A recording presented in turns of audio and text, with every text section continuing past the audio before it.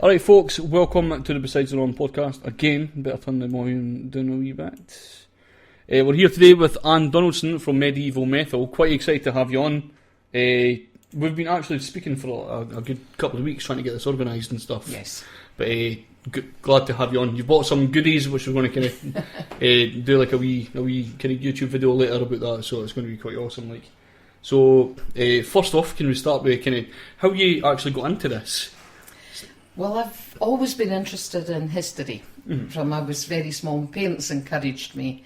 Whenever we had holidays, we went to around museums and things like that. If we were down in London, we had to go to the British Museum, and it was, my parents made it fun, so it wasn't a boring trail round places.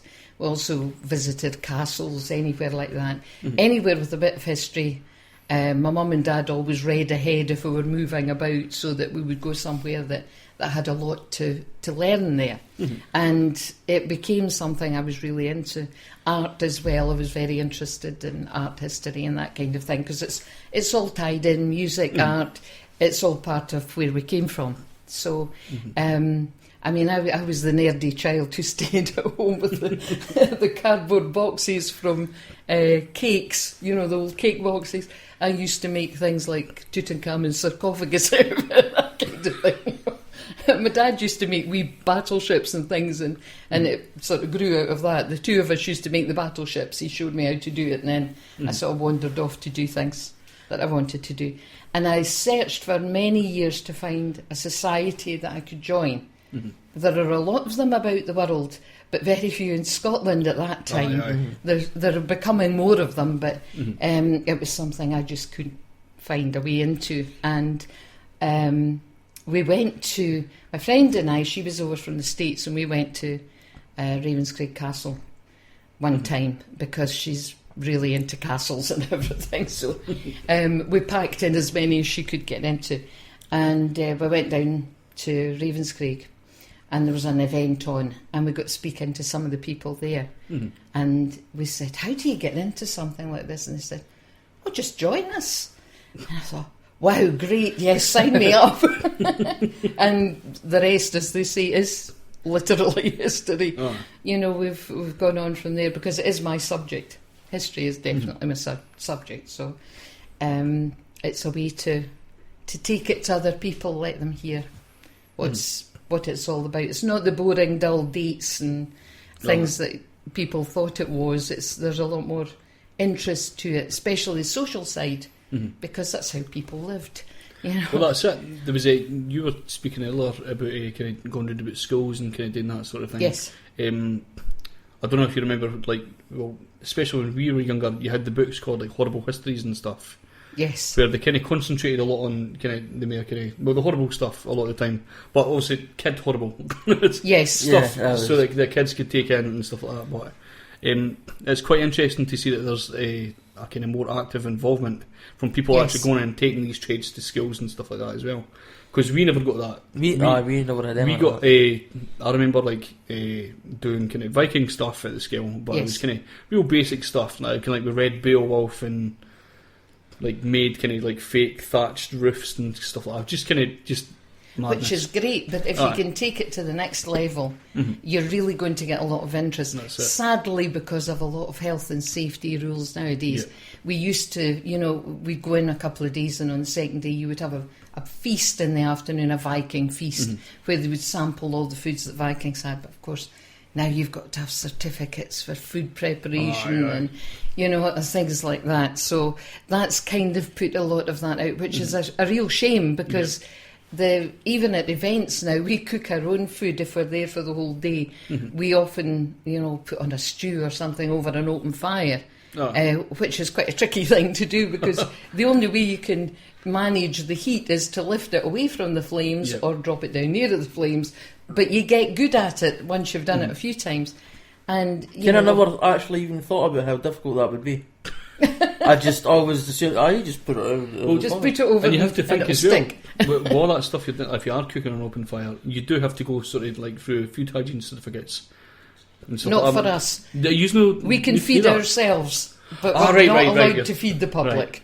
So, is there no way you can go through and get a food hygiene certificate? Like, if you get someone specifically in that area? Well, we've actually got a trained and qualified chef. Excellent. Who's our chairman. Right. But he's not always available for things like that. Right. But if you can manage it, it's great because people can then sample things. You know, I mean, something simple like marzipan comes from the old marchpane, which was made from the almonds and things like that. Right. But if you taste the original, it's quite different. And some of the recipes for the older style foods, you look at it and think, oh, cooking beef with cinnamon and honey, that sounds a bit... But if you've ever tried it, it's absolutely wonderful. Milk as well. Well, that's one of the things I was thinking with the food hygiene certificate, having to get that now. That's not a thing that would have bothered them in that time. Oh no, because you would have got like kind of random kind of bits of ash and dirt and stuff on the food a lot of times. So it's kind of inaccurate if it's all made extremely nicely for everybody. It's got to be clinically done. The thing is, when I was a child, and I'm sure there'll be plenty of people listening who'll know this, the local village butchers would have more mince on their aprons than they would in behind the counter, because they would put the mince in and roll it up and give it to you, and they'd wipe their hands on their aprons and carry on. And that was the way it was. That would never be allowed. But do you know, the funny thing is, I've never known anybody at that point to ever have stomach upset. It's because you've built up a tolerance here that amount of time. Like my granddad had a stomach of steel. Exactly. Like he used to just do it kind of unbelievable. Like he would get like a bit of cheese that was. But in fairness, he had an arse of steel as well. Oh yeah, to be fair, But he used to have like a bit of cheese and it would start to go grey. And then we just cut the grey bit off and then continue on with the cheese. But then your cheese wasn't vacuum packed, so it was a lot better for you generally, because it didn't have all the additives and preservatives, and you know, what you were getting was cheese. Nothing added. It was just cheese. And things have changed dramatically. I mean, it's like when you go into a shop where they're actually baking fresh bread. And you sample that, and then you go home and you have a slice of sliced white or something. There's no comparison. There's no flavour in the second one compared to the first one. No, that's it. And that's a thing that sadly is missing. I think it's sad that I've never had fresh bread. You never had fresh bread? bread? I've genuinely never had. 23 years old and I've never had fresh bread. Baguettes, man. That's fresh bread. Okay, I've had fresh bread. Yes. There you go. Just like they do taste much better. But they do, don't they? You know, you've got all these things, and people were good at making things taste good, even if it was quite poor flour or whatever. They could manage to make it palatable. So, are you able to drag in kind of things like bushcraft and all that kind of stuff into what you do as well? Oh, I imagine a lot of that. We've got wood turners, we've got people who do all kinds of things. Our archers are pretty much up on fletching and things like that. But a lot of these things you can't do if you're going from place to place, because it takes a lot of equipment. And you've got to transport it with you. You know, what we would love to do is have a great big loom where we could just work on it and then go away and leave it and come back and work on it. But the trouble is, if you're moving that from place to place to do displays, it's far too big. You couldn't fit it in your car. You know? Although a lot of children always think, when I go someplace to a school to do Vikings, they often say, "Where did you leave your ship?"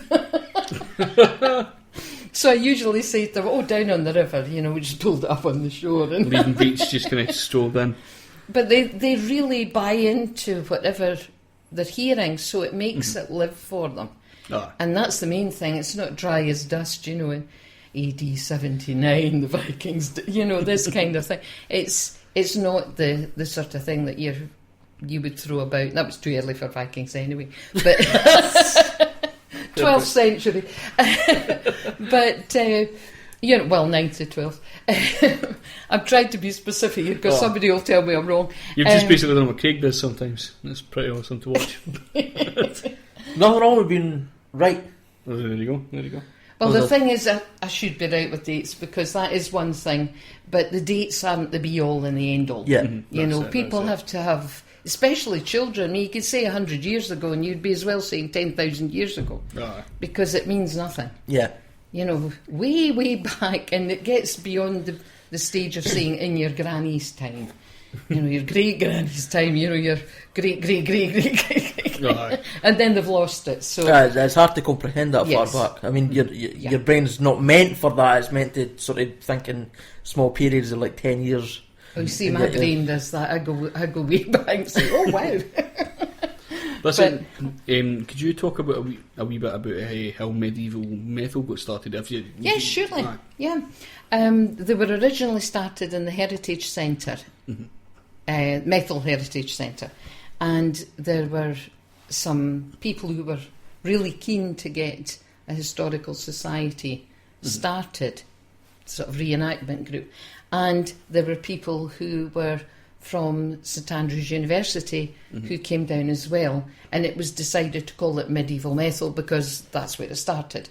Yeah. Now, of course, the name doesn't really apply because there are people from all over Fife. Yeah. There are people, we've got one member at the moment who actually does live in Leven but is from America originally.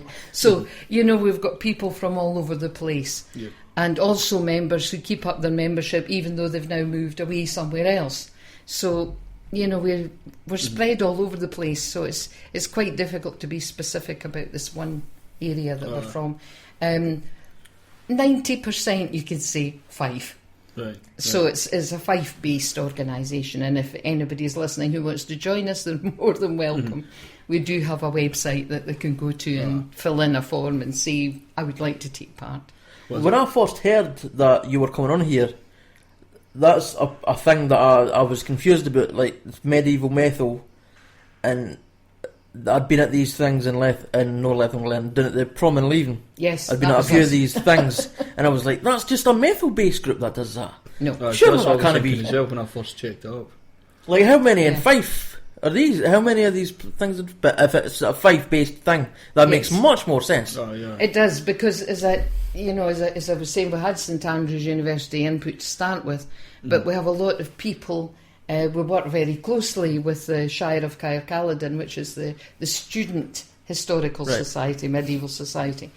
They often have sword practice and so on, and people who are with us will go and practice with them in St Andrews. So I mean, there's that kind of thing. But then, of course, when they graduate, some of the students still stay in the area, so we still have ties with them. So it spreads further out. It's quite a good way to recruit keen people. Definitely. Well, what about your specific skills? What do you bring to the medieval table? Officially, and they gave me this jokey title. Right. They call me the Minister for Propaganda. There you go. Perfect. And that started as a joke between the chairman and myself, and it's taken legs and grown. But basically, I do the sort of PR stuff and the advertising our existence to other people. Turn up on podcasts and Yes, for my sins, yes. But yes, it's that's basically what I do. I mean, I use a troller's wheel. I've done illuminated letters and things like that. But again, it's very tricky to find something that you can do in the open air, because a lot of the things I do involve. You've got to have a slope to work on, and you're working with inks and so on. And what put me off was one time we were at an event and a lady swept round, her handbag caught my black ink and it went all down the side of my costume. And I thought, I'm not doing this again, I'm going to find something else. Because it's so easy to have accidents. There's all sorts of things that you can take, but they'll get broken, so you don't take them. It's because you're packing up at the end of the day, and you're transporting it all back. Then you're unpacking, and it goes on like that. So you said you were an archer. yes, I was for many years. you I now teach find archery? it difficult. The two who do archery now will show people how to do it. Excellent. I used to be a member of a field archers group, which I don't think exists anymore, Burnt Island Archery, and field archers is like a round of golf, but interesting. You can tell I'm not into golf. Neither are we.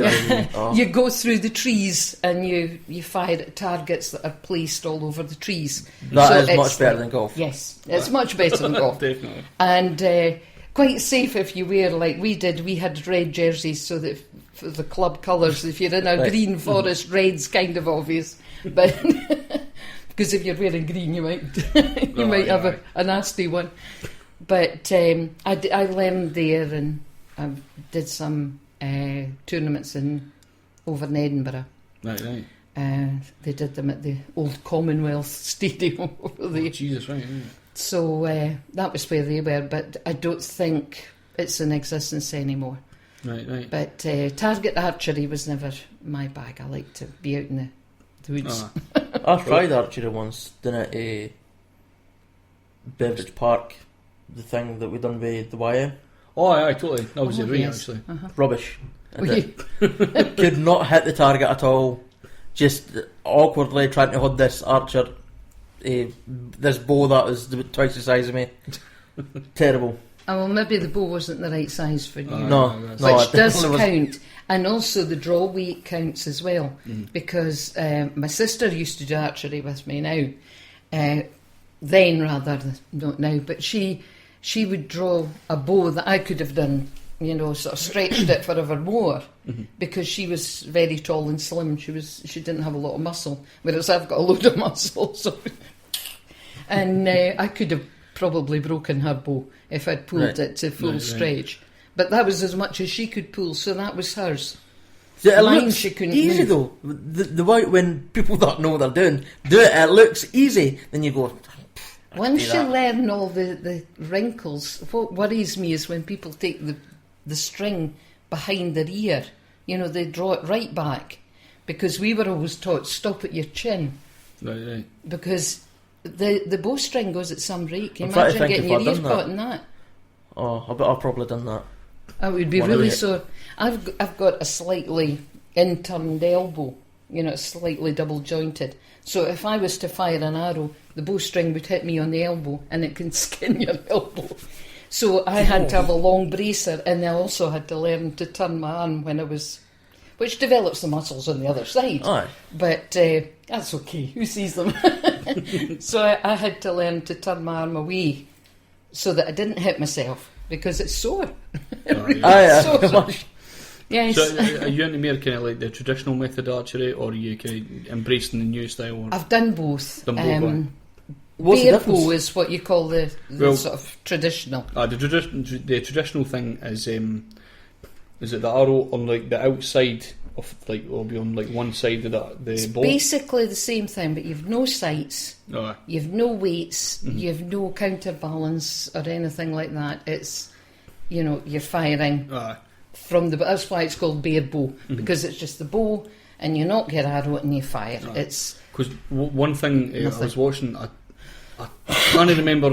Sometimes, like on YouTube, if you're searching for stuff, sometimes random stuff comes up. Is and this the nonsense guy that we? No, believe? I know that. Oh, right. I didn't even want to talk about him. He just annoys me. But there was a thing. It was talking about the idea with the open bow archery. The arrow kind of slides past, and it has to wiggle a wee bit to get a sort of like. I didn't realise this before.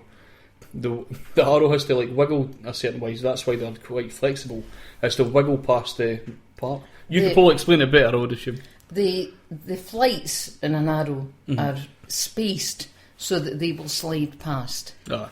Because if you put them in with the flight sticking out that way, it would hit the bow as it went past, and it would be on the ground. So you've got the proper way, but you've got the knock at the end of the arrow that you put in.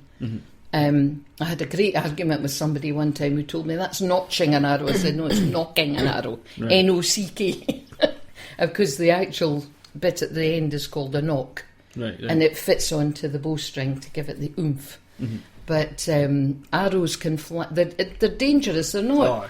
They're weapons. They're definitely not things to play with. I mean, people need to know how to do it properly. Which sounds daft. I mean, I'm somebody who's throwing axes at targets and things like that. That's amazing. Or you could throw the ordinary war axe, which has got the blade at one side. Just like the one you brought in. The one I brought in, yeah. Right. And you can also throw a battle axe, which takes a bit more oomph, and that's the one with the double blades. Aye. Great big two-handed weapon. Aye. You could throw them too. But With a significant amount of difficulty, I would imagine. well, suffice to say that the targets are actually made of a lump of a log.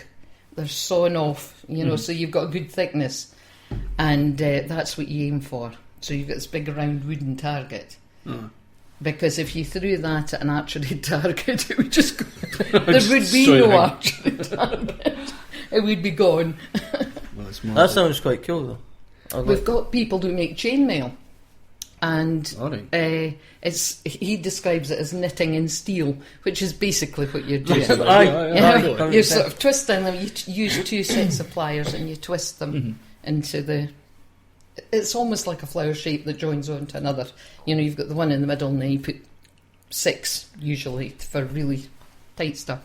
What happens is it's good enough to turn an arrow.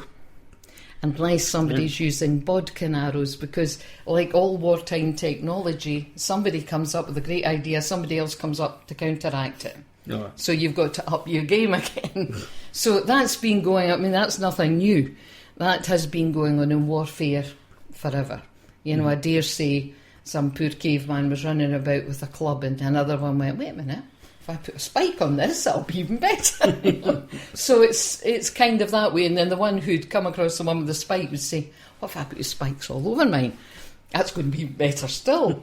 So it's going on that way. And the arrows had different. I never thought to bring arrowheads with me today. I've got some American Indian ones at home. That's another passion of mine. Right. They had really big ones made out of obsidian, which were, it was like a kind of glass, and that was for buffalo. Right. Because they're big, and it's a big animal. You've got to really get some clout there. The other ones, just purely for warfare, are long and narrow and sharp, because one does. You could take out your enemy with that, no bother at all. So there's different kinds and made of all kinds of materials depending on what you want them for. And the bodkin was named after a needle because it's got a sharp point. Right. So if it could hit through the chainmail, you could do damage. Apparently, I could totally imagine that's been the worst way to get hit is by an arrow, because once it's in, you have to push it all the way through, and then you have to snap it, and then it's because of the flanges to the actual arrowhead. Sometimes if it was like a bodkin arrow, you might find there were no flanges, so you could just pull it out. All right. But more usually you would have the arrowhead had the bit there. Yes, they were the top deck. Could people not just get on? Could they not just? I think the answer to that throughout history is no, they can't. There's always something. Always, whether it's territory or belief or wealth or access to a coast or whatever. There are reasons, and people will use those reasons. Or my family's better than your family when it comes to that. My dad's bigger than your dad. Totally. I mean, you hear it in playgrounds, and I always chuckle when I hear people saying, "Oh, I would never give my children a toy gun or a toy this, that." And I think, if you don't give them a toy gun to play with, I know what I did as a child. You run around with 2 fingers and your thumb, and you go, and that's your gun. I mean, children will do that. And as you said earlier, the nastier and more bloodthirsty a story, the happier, right? The better the children like it. I really giggle of all this, sort of, we protect the little children and they mustn't have their little ears tampered with and things like that. That's okay up to a point. Yeah. But it gets to the point where children know things and want to know more.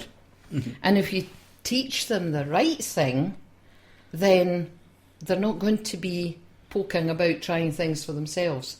If you give them the tools to operate in life, they'll be fine. But if you try to wrap them up in cling film and cotton wool and goodness knows what else, you're going to find out that they can't deal with anything much because, they see a spider and they freak out. And you think, oh, no. That's me.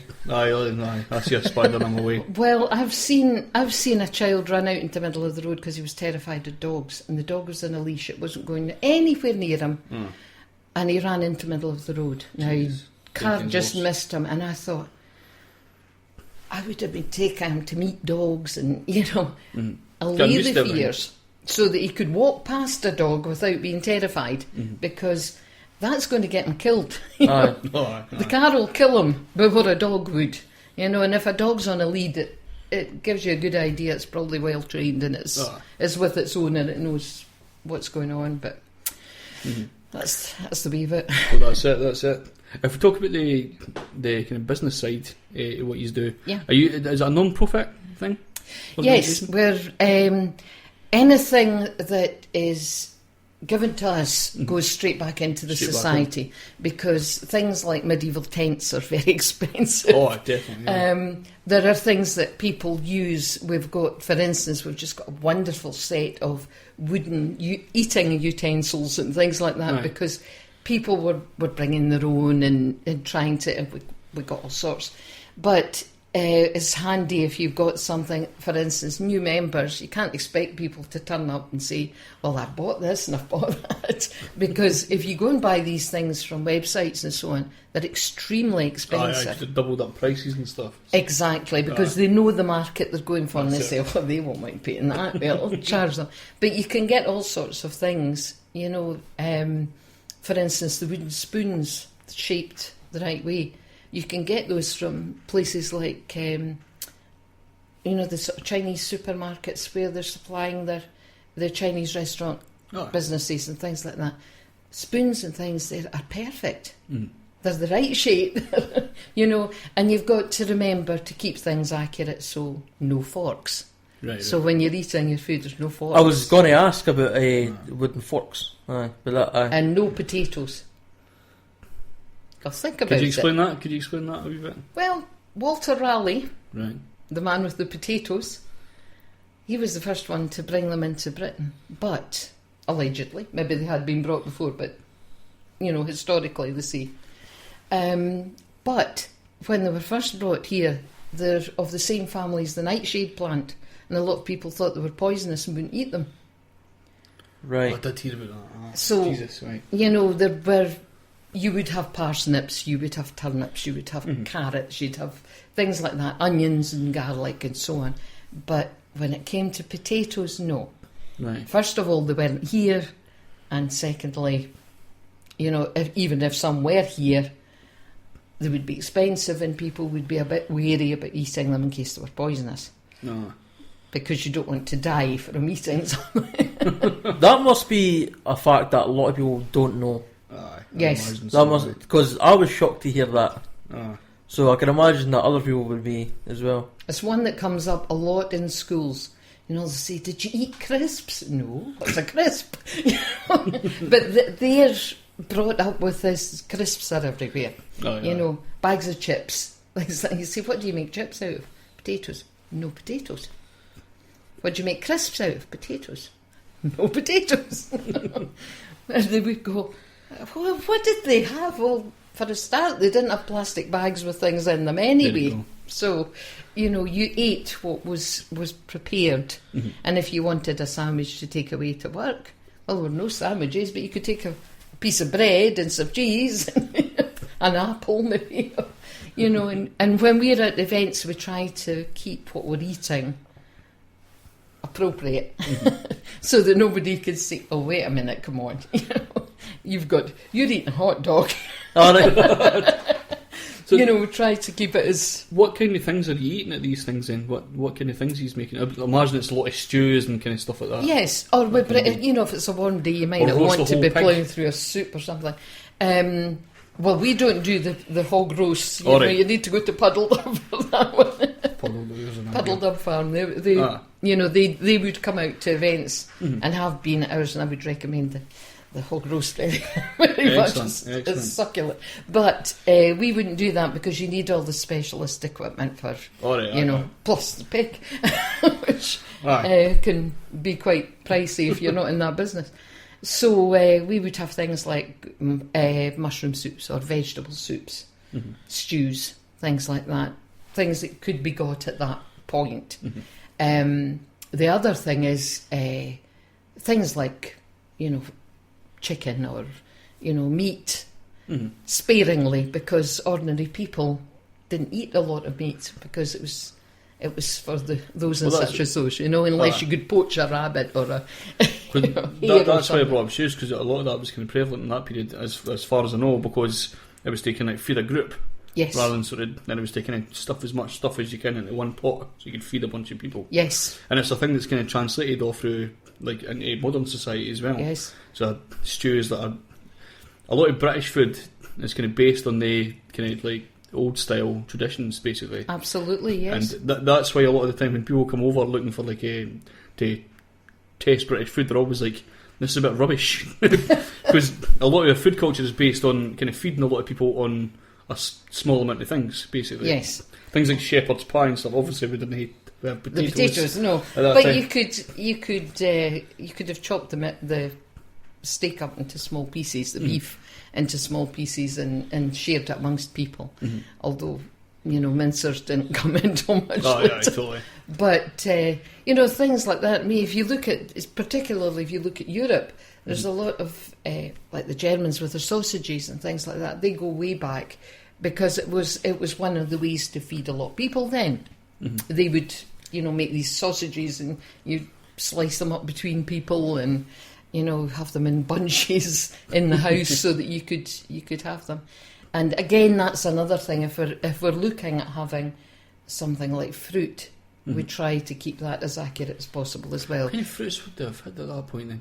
Well, they had apples. Apples, aye. But the apples that would have been more like the Braeburn type of apple, the ones that aren't big shiny red ones. I was going to say like the ones that you use for pies and stuff like that. No, they would have sweet apples. Oh, they would but have as well. they would be apples that don't look the big sort of succulent red or whatever. They were smaller, but some could be sweet. Some would be quite tart, but you'd have that with cheese, so it mixed really well. I mean, I do like apples and cheese together, so it works. But all sorts of things like that. A common one for people was fish, where they could get it, and things like eels, which you don't see so many of now. Eels, aye. People would cut it, which is basically just a fish. I mean, people are inclined to go, ooh, eels. You think of eels to be an an Asian food now at this point. Yes, but they were really popular. People used to have eel pits and things like that where they would dig, like a pond almost, and stock it with eels. And then you could go and just take an eel out when you needed to eat eels. But there's all kinds of things that you could use. I mean, people would fish in rivers and so on. Scotland is particularly well served for rivers and lakes and lochs and all sorts of things they could go in. And of course, round the coasts, you could get fish, you could get shellfish, you could get all sorts of things that you could pick up or go out and catch. And so people generally had quite a good balanced diet. And of course, the Scots were very into, once oats became domesticated, the oats became a staple of Scotland, that you could carry them with you and make a meal very quickly and very easily. But and now, I mean, I'm a purist when it comes to porridge. I have the salt and the milk and that's it. But people say I'll put honey in it, I'll put sugar in it, and I'm going, oh no, heathens. I'm with you on that. I like the porridge and the milk. I didn't add salt or sugar. I'd have it plain. Add a pinch of salt. Add a pinch of salt. For some reason I didn't like the salt added to porridge, and I didn't like the sugar added to porridge. You just like it as I'd it have comes. it plain. Aye. I'm a total traitor to Scotland. I don't like porridge. You don't like porridge. You're not a fan of haggis either. I love haggis. Do you like haggis? In a tin. In a tin? I know. I'm a total traitor. Oh, you've never lived. I mean, I was brought up in things like white puddings and so on. You know, the mealy puddings. But then I do white pudding in a tin. No. I can't believe you actually just... That's a joke. I like white pudding. I just can't believe you admitted to... They're like, oh, do I like haggis in a tin? Let's say. A haggis is haggis. Stop being so mean to haggis. Haggis has fillings as well, Stephen. Well, it's got fillings, certainly. I don't know about feelings. Aye. What I'll bring up next? Well, Being actually, judged on my haggis eating. and just white food. I like white pudding. Actually, you done a wee bit of schoolboy error when Anne came in. You mentioned Braveheart. That was a joke. That was a joke. I've got nothing against Braveheart. It's a great film. Mm-hmm. But like all films, especially the ones that are made in Hollywood, take the history side of it with a pinch of salt. Yeah. I mean, that's basically it. You've got to... I mean, I've never forgot the day it was when I was still at work and a child came up to me and said, what happened to that diamond that they threw into the sea? I said, what are you talking about? They said, in Titanic, it went into the water. And I said, that was in a film. There was no diamond. You know? And they went, but Rose... I said, Rose didn't exist. Aye. Totally. So you're going back to the sort of history and saying, no, this is what happened. Ignore the film. You know, go and enjoy it. I think if they just made a film about the boat collapsing, it wouldn't have been quite as entertaining. It would now got kind of I don't know, because the old black and white one, which I saw as a child and thought was magnificent, it was old then, but you know, living where I did, you got films that were ages old. It was the first of them coming around, and it was A Night to Remember, and my goodness, that is a fantastic film. If you ever get a chance to see it. So what angle does that take? Is it just talking about what is this one? It's dramatised, but it's the truth dramatised. Right. You know, so there's none of this, let's add random people and, you know, and have a love story and he drowns and all this sort of nonsense. It was the story of the Titanic, which, let's face it, is dramatic enough without having to add all this nonsense in. But it's a brilliant film. Really is. And considering they had no special effects in those days, the sinking of the Titanic is, you know, I can picture it yet, and I was quite young when I saw it, and I was horrified. My grandpa was a ship's captain, so right. you know, he was at sea in 1912, so it was kind of there you go. you know, I could sort of put myself in the film as well. So I'll let you talk about this. You know a wee bit more about gaming. You want to bring this up?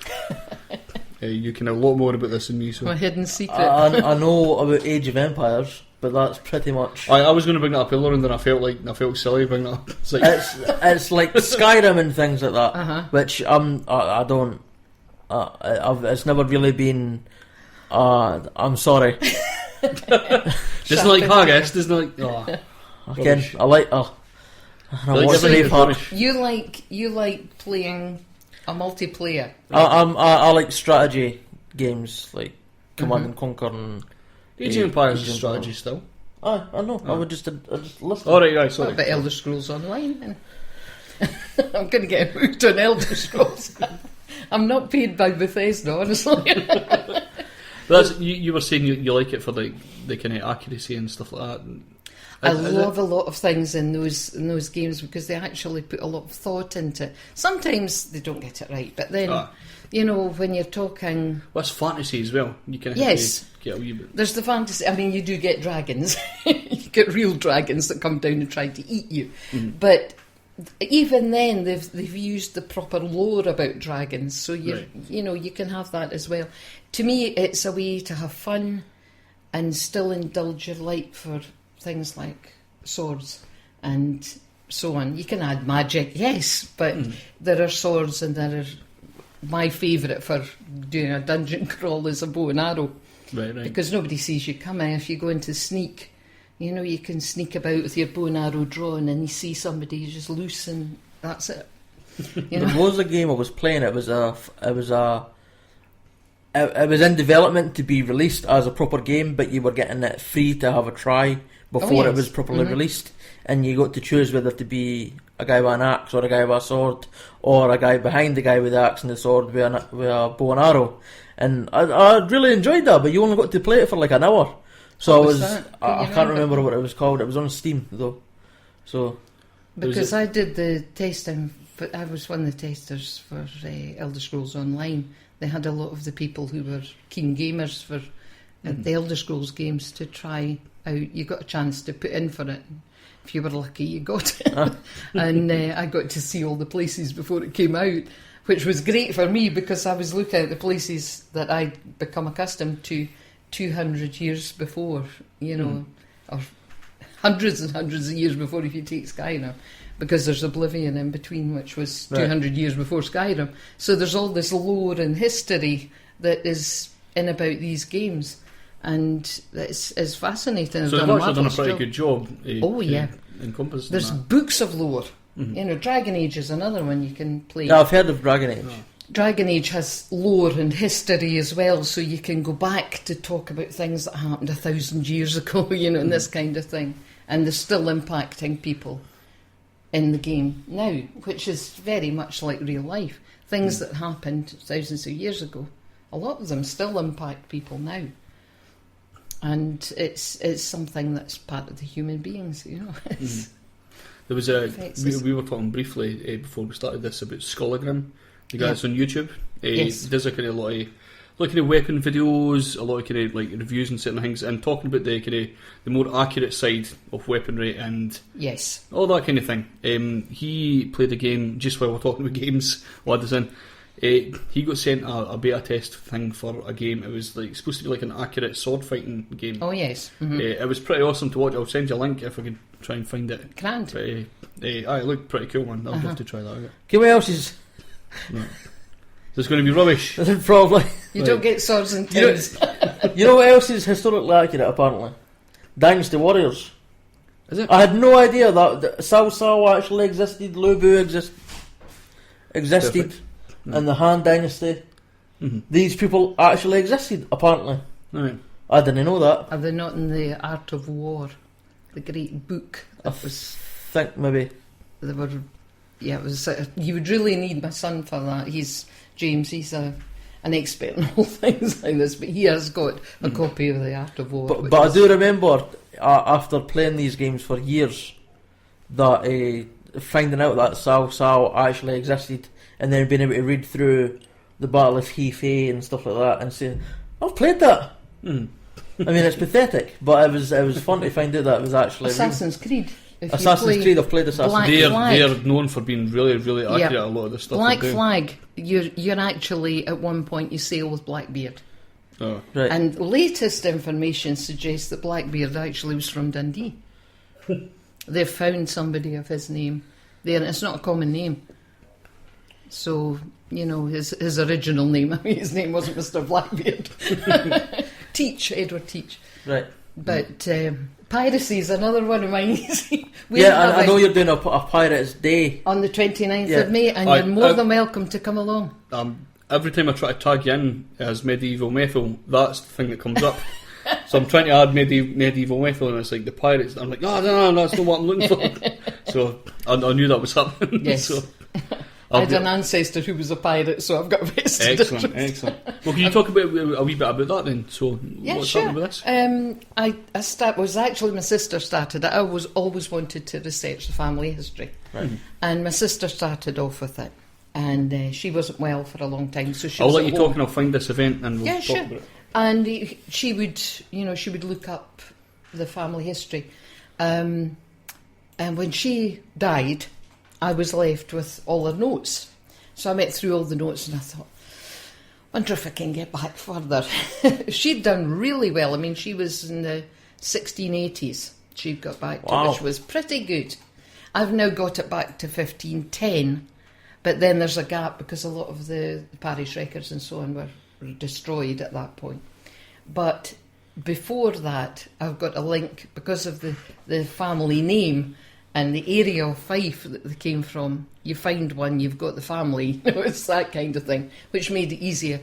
And I was able to use old books and find mention of family members before that break. So I've got them back to the 1100s, 12th century.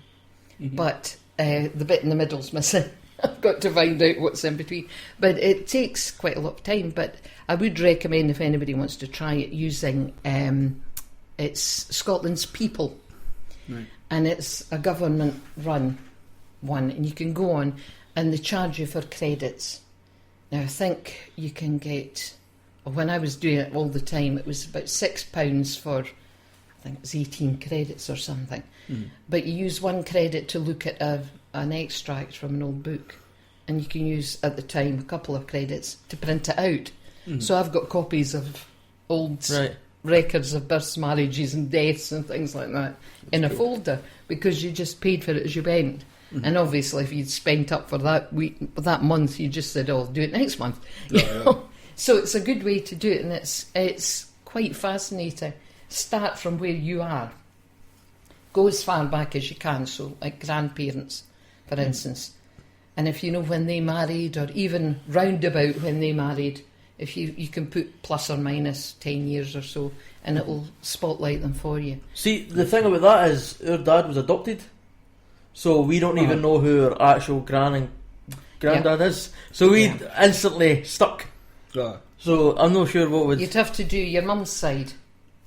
Right. But I never thought of that. You might get a link. It depends have you any records of the parents before? Because I know some people don't. No. You know, some of them were lost and so on, and they just don't have that link. But you could always do your mum's side. Aye. Because that way, you know, you can follow her line.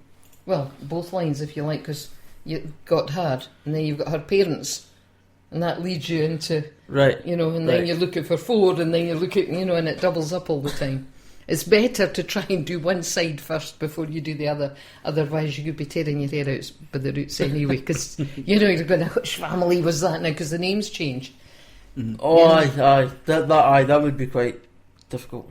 Although, by the time you get back to Victorian and slightly before that, there's a dreadful thing where they would name children, particularly boys, with the same name. So you might have 2 Jameses in a family. Brothers. One would be James, one would be Jamie or something like that. And the theory behind that was if one died, the name still carried on. Right. Which seems a bit bizarre, but given child mortality in those days, you know, it was like an insurance policy to make sure the family names still went on. You know, it's an odd thing. So you're sort of looking at it saying, right, which one is the right one? You know? And then you're having to go and have a look at the date of birth, and then you can work out which one it is. But you often see John was born at this time, and maybe 18 months later John deceased. And then John appears again. It's because another child's been born and given his name. So you've really got a problem if you're trying to find them. But it's good. It's like being a detective. Just like being a historian. You take all the clues and you work through all the clues and find your way back, which is good. Well, just to say, for anybody that's listening live, this will be helpful. The podcast isn't actually due out for 2 weeks, so we're going to miss this date. But for anybody listening live, it's the 29th of May, between 10 and 4, Balgony Castle in Markinch. So that's going to be awesome. Loads of kind of piratey stuff, pirate games. Could you explain pirate games? We've got lots of drinking games. I take it, and that. No, because there are children. You're in Scotland. Save the rum till later. Scottish children can drink as well as any adult. But we've got all sorts of games that were either around at that time, known to pirates or known to be used by pirates, or they're based on things. So there are some games like... there's one I didn't know, but somebody else came up with because they'd had it at their school, which obviously my school didn't do. And it was, you get out of the water, they shout shark or something, you get out of the water and you have to get as far away from the area where the sharks are. You know, it's going to be all good fun and stuff like that. But there's lots of things for adults as well. And if people come along dressed as pirates, there's a prize for the best dressed. And we don't count. We don't get the prizes for being dressed. Because that's what we do. We've got racks of clothes. So you have, is it all, you've got your own personal set of different era clothing, or is it like a big sharing thing? No. Like a cupboard for... No. We've got our own.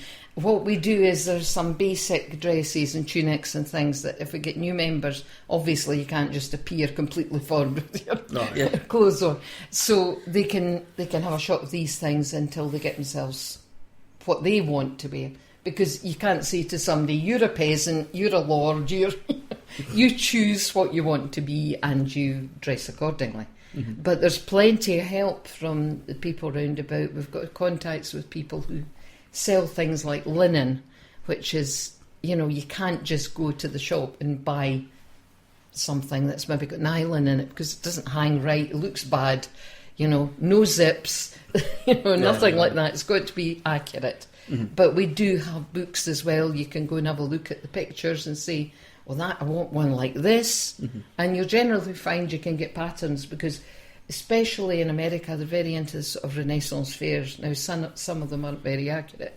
But if you look at the patterns, you can go to somewhere like Rejects or somewhere like that where there's dress patterns you can buy. And you can buy these. And they're supposedly for dressing up for, Renaissance fairs and so on. But you can make it however you want it.